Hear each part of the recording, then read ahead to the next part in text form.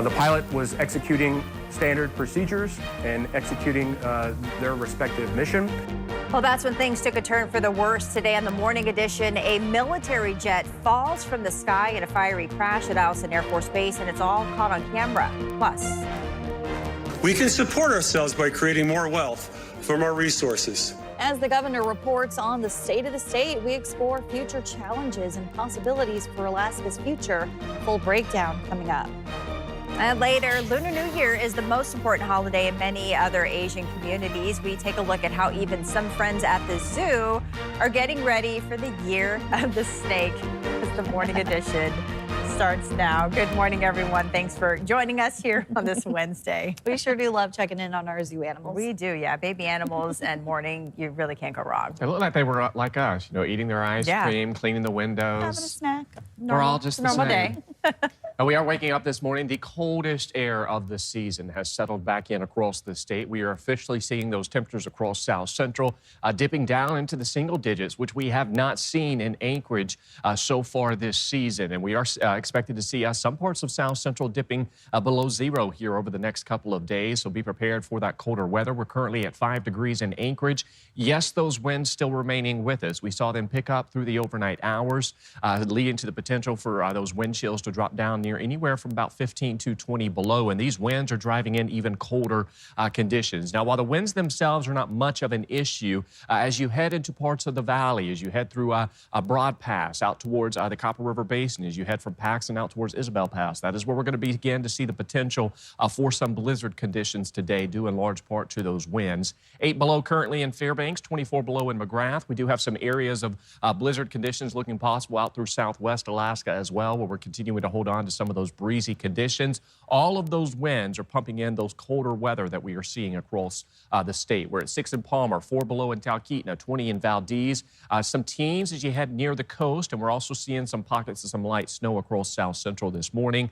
Overall, though, we are going to stay on the drier side with those winds that we are seeing this morning, where they're holding on to anywhere from about 15 to nearly 30 miles per hour as you head out towards Kenai as well as Homer. So those winds will stay with us through the day, max of about 30 miles per hour to be expected. That will keep our wind chills on the cold side. Be prepared for our wind chills to stay anywhere from about 10 to 20 below through most of the day. Sunshine will build in through the afternoon hours. We're talking about even colder weather into our Thursday and Friday. I'll have more details on that, as well as that 7-day forecast, and let you know about what to expect when it comes to those blizzard conditions we're seeing across parts of South Central through the Alaska range. All that information coming up. In this morning's top story, a training flight turned into a terrifying sight at Eielson Air Force Base when an F-35 jet plunged from the sky before exploding in flames. Witnesses captured the moment on video as the pilot ejected, parachuting to the ground. As Justin Matson reports, the investigation is just beginning. This is the aftermath of what was supposed to be a routine training exercise at Eielson Air Force Base near Fairbanks, and a normal Tuesday for Joseph Henderson, who was out picking up dog food. It was a spectacle to see, and it was actually it could have been a tragedy. Video shared widely on the social media platform X appears to show the moment the F-35 fell from the sky, crashing onto the airfield and exploding in flames. The video also appears to show the pilot ejecting from the aircraft and floating to the ground by parachute. As it hit, it went up in flames, and I didn't want to drive any further because I thought when it was coming down, it was actually going to hit us, or me in the truck. While Alaska's news source cannot independently verify the source of this video or the events that took place before or after the video was taken, the commander at Eielson described the incident similarly. The pilot was executing standard procedures and executing their respective mission, and essentially experienced an in-flight malfunction. We're thankful that the pilot and those responding to the incident are safe, and will continue to conduct an investigation into the causes of this incident. Henderson is also thankful that the pilot is safe, saying that it doesn't always end that way. This tough work and dangerous work, and like today, I think is an eye-opener for a lot of people that this man survived. An accident investigation board will look for potential causes and how to prevent it in the future. Justin Matson, Alaska's news source. According to Colonel Townsend, the pilot declared an in-flight emergency prior to the crash. He was said to be in stable condition and evaluated at a medical facility.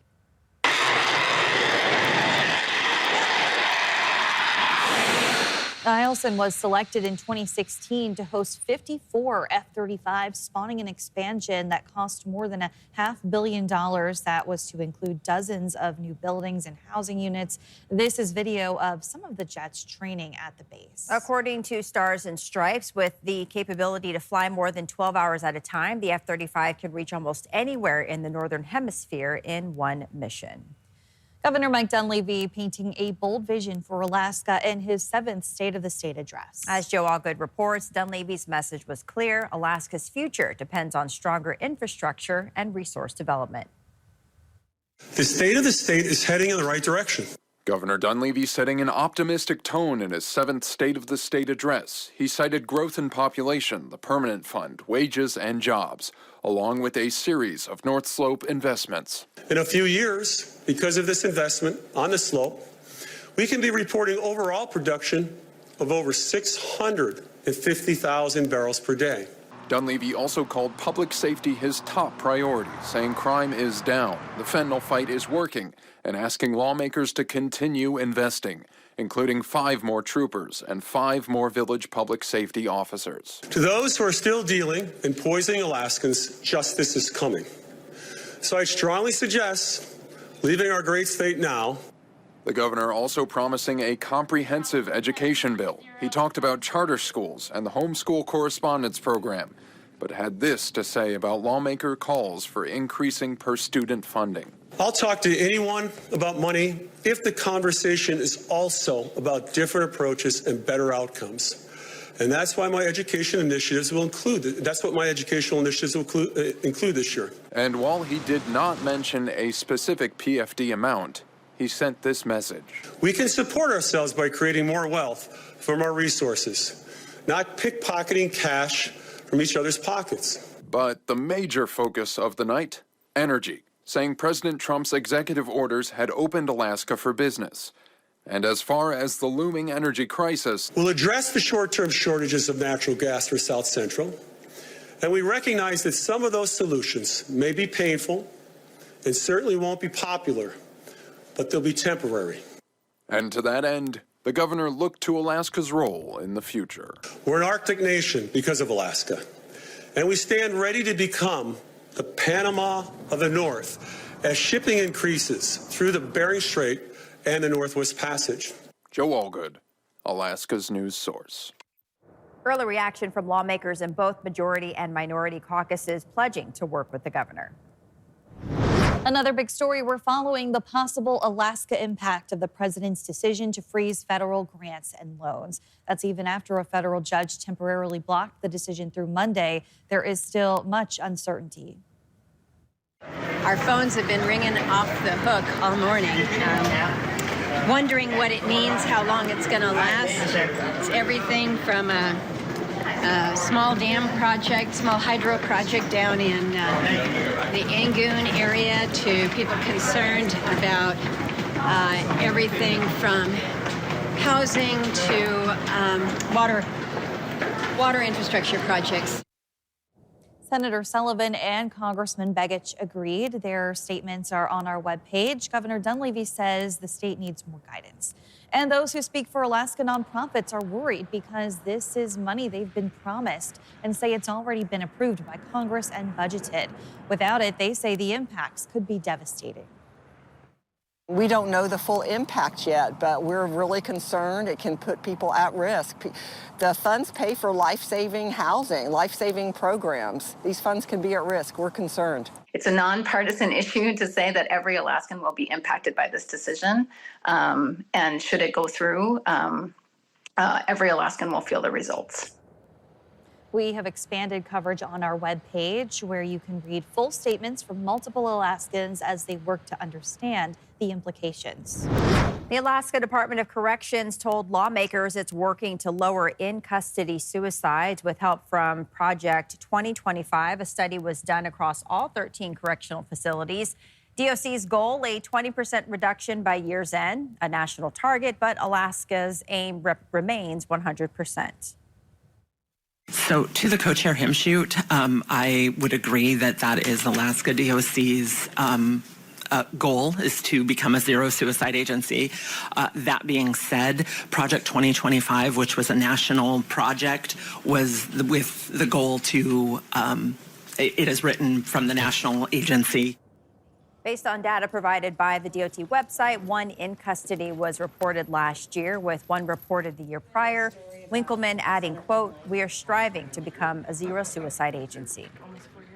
The annual count of the homeless population is underway in an effort to provide a snapshot of what homelessness looks like on a specific day in January. In Anchorage, the numbers have gone up consistently from 1,100 people in 2019 to 1,700 people last year, with nearly 350 of them sleeping outdoors. Workers are asking people why they haven't gone to shelters. One man who lives at the snow dump in Mountain View told us he had the chance, but he didn't want to leave his friends. I had a chance at the mill field about 3 weeks, a month ago. And at the last moment, I just couldn't do it. I couldn't do the thought of leaving everyone else out here. The count continues through tomorrow. New homes, new businesses, and a surging population. The Mat-Su borough is seeing its biggest construction boom since 2018, and that growth is driving demand, which means property values are surging. Georgina Fernandez tells us how the numbers stack up and what it means for you.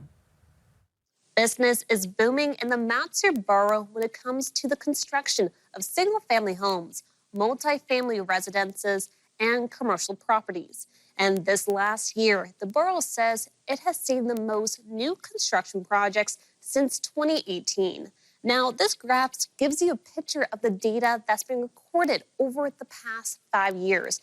And as you can see, over time, those numbers stayed below 700. Now, that's until this year when we saw a peak at 768, according to borough data. Mat-Su borough officials credit the increase in population growth as just one of the reasons why we're seeing more construction work. I think it's exciting to see that new construction count. And again, it supports that increases in population and the demand for these services that are out there. At the same time, the borough says property value is also on the rise for single-family homes. This year, that value jumped by almost $19,000, with the average now being around $388,000, according to a recent borough report. Georgina Fernandez, Alaska's News Source.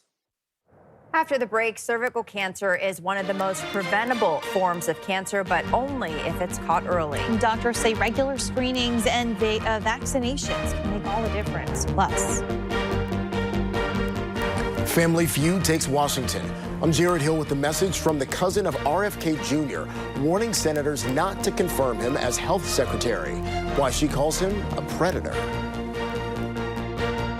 Colder weather continues to settle back in across the state. We're talking about the coldest air of the season. We're also seeing some blizzard conditions for parts of South Central into the interior. I'll have more on that in that 7-day forecast. But first, sunrise 9:28 in Anchorage, 9:44 in Fairbanks. Your full forecast is next. welcome back. Home and property owners around Anchor Point were watching water levels last weekend.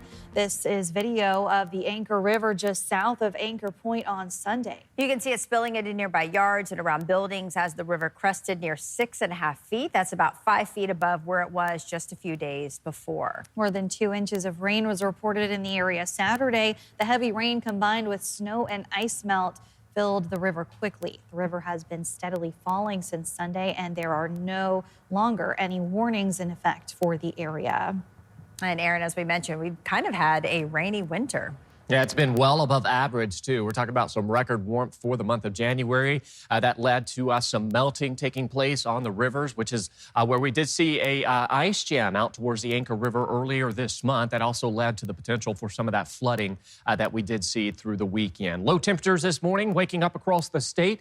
Check out parts of the interior out towards the Central Brooks Range, where we're seeing those temperatures dipping anywhere from 20 to 40 below this morning. Even colder conditions expected tomorrow morning as we continue to tap into the coldest air of the season across the state.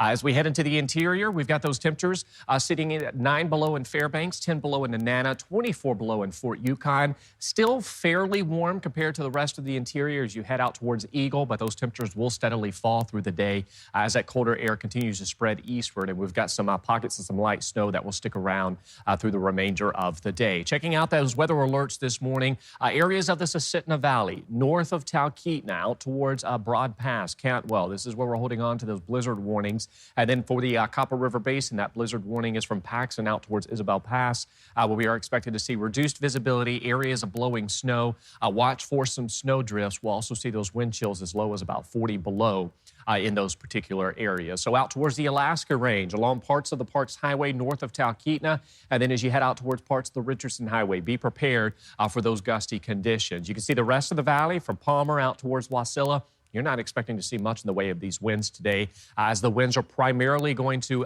impact areas between the gaps and passes of the mountains across South Central. Now, we could see some gusty conditions along parts of the Knik Arm, so we will be watching for that. That will keep those wind chills around throughout the day, but these winds will be nowhere near as strong as what we've seen over the past 2 weeks. As far as that snowfall, that does lighten up throughout the day across parts of the central and eastern interior. We could see some flurry activity here across South Central, but overall, a quieter, drier, and sunnier weather pattern is taking hold across a good portion of the state. Now, there will be some cloud coverage increasing across the west as we welcome in our Thursday, and this comes ahead of a next frontal system that will bring return to some winter weather for areas of western and southwest Alaska. So we'll be watching for that as the week draws to a close. Until then, though, that cold weather remains with us. Fairbanks, you can see those temperatures staying near 20 below through at least Friday, and then slowly warming into next week with that frontal system that's going to drive in that warmer conditions across the state. Here across South Central, those single-digit highs look likely outside of the coast, which will warm into the teens. Slight chance we could see some flurries today, and of course, be prepared. There is the possibility we could even see some localized areas of freezing fog. So breezy winds look possible across the Kenai. Some of the strongest winds, Homer out towards Seward, where those winds could gust anywhere from 30 to 50 miles per hour. Kodiak can see some gusts up to 45 miles per hour. And of course, from Valdez to Whittier, those winds of 40 to 60 miles per hour. Gocana into the valley, out towards Palmer, Wasilla. Winds really aren't going to be an issue for you. So it's just the gaps and passes across South Central that will see most of those winds. Now, here in the Anchorage Bowl, we could see some winds up to about 20 to 30 miles per hour, primarily favoring western parts of the city. You can see those colder conditions staying with us. Coldest day tomorrow, when we see a high of 3 degrees. We slowly warm into the weekend, back into the teens, and then there's those temperatures climbing back near seasonal values early next week. Mostly sunny to partly cloudy skies. Infant mortality rates have dropped significantly over the past few decades. A study published in JAMA Network found infant mortality decreased by 24% from 1999 to 2022, but Black infants are still 2 to 4 times more likely to die than white infants. Another cause for concern, sudden unexpected infant deaths are rising, with one possible reason being unsafe co-sleeping. January is Cervical Health Awareness Month. Regular screenings, vaccines, and preventative care can make all the difference, but many women still skip critical tests. Quinn White has this week's health report. Cervical cancer is the 4th most common cancer found in women worldwide, according to the World Health Organization. The National Institutes of Health says that in Alaska, women are being screened at lower rates than the national average, and Alaska Native women are disproportionately affected by the cancer. By the time that symptoms do arise, you're later in the process, and that means that it's more difficult to treat, and you have a less likelihood of surviving that experience. Cervical cancer is most common in women in their 30s, but it can develop at any age. It's not something that is immediately all around you. You can't quite physically see it, but the presence of it is still very, very real. Cervical Health Awareness Month serves as a reminder to be proactive in screenings for the disease. It is really easy to put these things off. It is really, really important to get your screenings and to be on top of your preventative health. Staying a step ahead for your health. Quinn White, Alaska's news source. Heart disease remains the leading cause of death in the U.S. A study by the American Heart Association found cardiovascular disease, which includes heart disease and stroke, still claim more lives than cancer and accidental deaths combined. People are living longer with cardiovascular diseases due to advancements in medicine, but high blood pressure and obesity rates, both of which fuel heart disease, continue to rise. The American Heart Association announced its 2025 Go Red for Women ambassadors for Anchorage. Each ambassador has been through their own personal journey with heart disease or stroke. We spoke with this year's ambassador, Beverly Peterson, about her journey. I had just finished doing a charity climb with a friend of mine of Kilimanjaro, got back, and in 6 months I couldn't even walk to work hardly. So went in, found out I had AFib, ended up in CCU for a week, got treated, and I was great. In 2018, came off of all medication.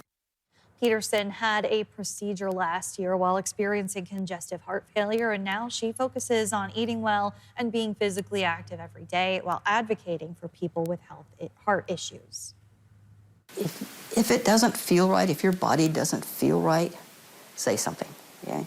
You're the one, it's your body, you know what's going on in there, so you have to speak up, you have to ask the questions, you gotta why do I feel this way? American Heart Month is recognized in February. National Wear Red Day is February 7th, and the American Heart Association's Go Red for Women Luncheon is February 14th at the Denina Center. Thanks for listening to our podcast. Click subscribe so you can get the latest podcasts from Alaska's news source automatically, and stay up to date with breaking news and in-depth reporting available for free 24/7 with the Alaska's news source app.